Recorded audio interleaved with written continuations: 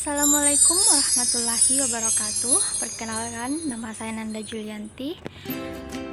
Kali ini saya akan menjelaskan sedikit tentang macam-macam elastisitas.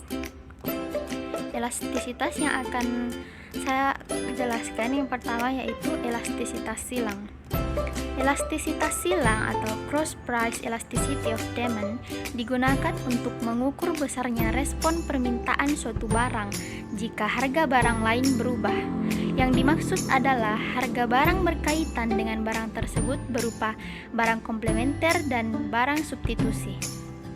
Elastisitas silang merupakan persentase perubahan permintaan suatu produk yang ditandai dengan simbol X dikarenakan adanya perubahan harga produk yang ditandai dengan simbol Y. Perhitungan elastisitas menggunakan rumus sebagai berikut.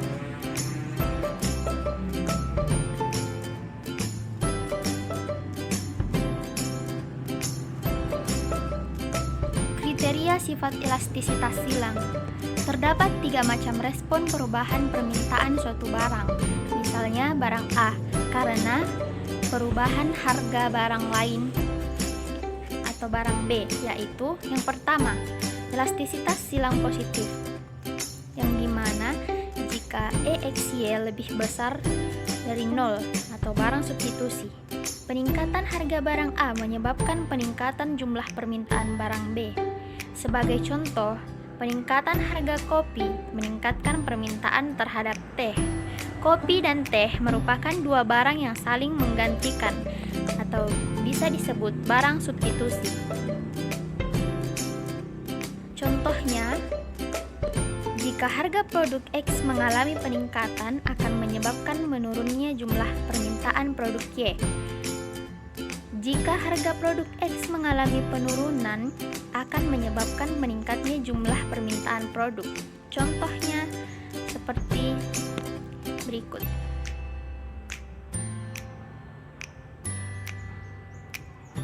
Berikut contoh dan pembahasannya.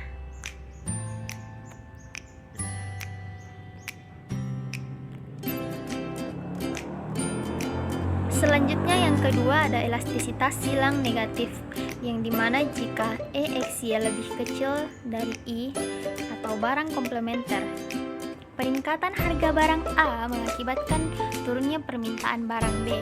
Sebagai contoh, peningkatan harga bensin mengakibatkan penurunan permintaan terhadap kendaraan bermotor. Kedua barang tersebut bersifat komplementer atau pelengkap.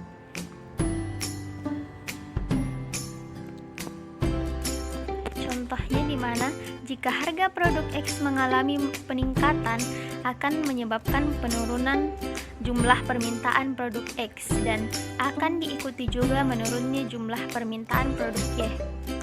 Sebaliknya, jika harga produk X mengalami peningkatan, maka akan menyebabkan menurunnya jumlah permintaan produk X dan akan diikuti juga menurunnya jumlah permintaan produk Y. Berikut contoh dan pembahasannya.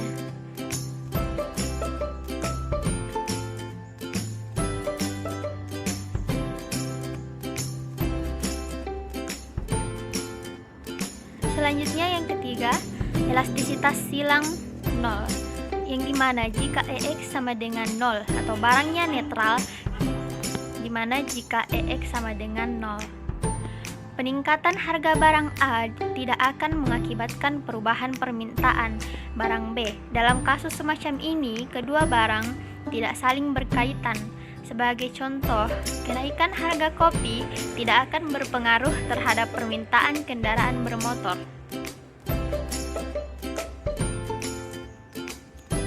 Konsep elastisitas silang ini digunakan untuk dua tujuan utama. Yang pertama, konsep ini sangat penting bagi perusahaan untuk mengetahui bagaimana kemungkinan permintaan akan produknya dalam merespon perubahan harga barang-barang lain. Yang kedua, informasi ini diperlukan untuk merumuskan strategi penetapan harga dan untuk menganalisis resiko yang disebabkan oleh produk yang bermacam-macam. Ini penting sekali terutama bagi perusahaan yang mempunyai line produk yang luas, di mana hubungan substitusi substitusi dan komplementer terjadi antara berbagai macam produk tersebut. Tujuan yang kedua yaitu elastisitas ini digunakan dalam sektor industri untuk mengukur keterkaitan antar industri. Misalnya, suatu perusahaan mungkin muncul untuk menguasai suatu pasar tertentu. Ini merupakan satu-satunya pemasok atau supplier sesuatu barang di pasar tersebut. Namun demikian, jika nilai elastisitas silang antara produk perusahaan tersebut dengan produk-produk industri lainnya yang berhubungan adalah besar dan positif, maka walaupun perusahaan tersebut tampaknya seperti monopolis atau saling menguntungkan, perusahaan tersebut tidak akan bisa menaikkan harganya tanpa mengalami penurunan jumlah penjualannya. Penurunan jumlah penjualan perusahaan tersebut akan dipasok oleh perusahaan-perusahaan yang memproduksi produk-produk substitusinya. Yang kedua, kita masuk pada elastisitas pendapatan. Elastisitas pendapatan atau the income elasticity of demand adalah perubahan dalam permintaan sebagai akibat dari perubahan dalam pendapatan. Misalnya, apabila karena pendapatan meningkat 10%, permintaan suatu barang meningkat 20%, maka elastisitas pendapatnya adalah 20% dibagi 10% sama dengan 2. Elastisitas pendapatan merupakan persentase perubahan permintaan suatu produk dikarenakan adanya perubahan pendapatan individu atau masyarakat. Perhitungan elastisitas pendapatan menggunakan rumus sebagai berikut.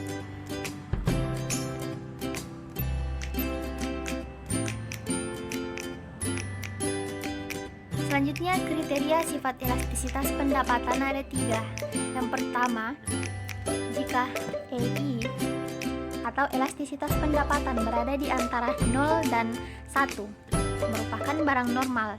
Yang kedua, jika EI atau elastisitas pendapatan lebih besar dari I atau barang superior. Yang ketiga, jika EI atau elastisitas pendapatan lebih kecil dari I atau barang inferior.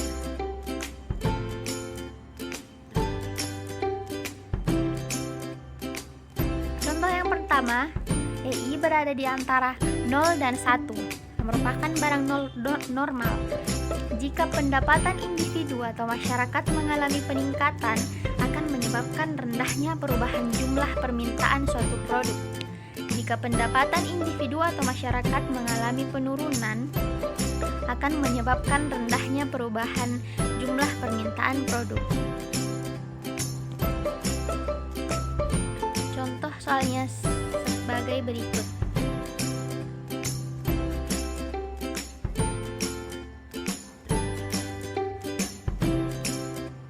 Selanjutnya, jika I lebih besar dari I atau barang superior. Jika pendapatan individual atau masyarakat mengalami peningkatan, akan menyebabkan meningkatnya jumlah permintaan suatu produk. Sebaliknya, jika pendapatan individu atau masyarakat mengalami penurunan, maka akan menyebabkan menurunnya jumlah permintaan suatu produk. Berikut contoh beserta pembahasannya.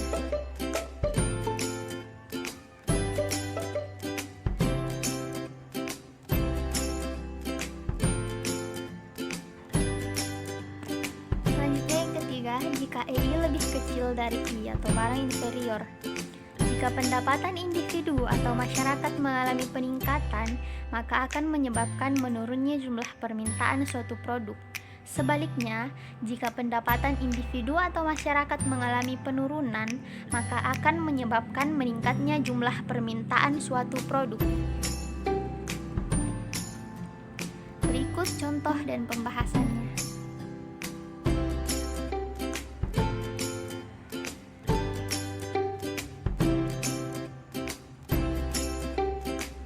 Selanjutnya, hubungan antara TR, MR, dan elastisitas pendapatan. Berikut kurva hubungannya.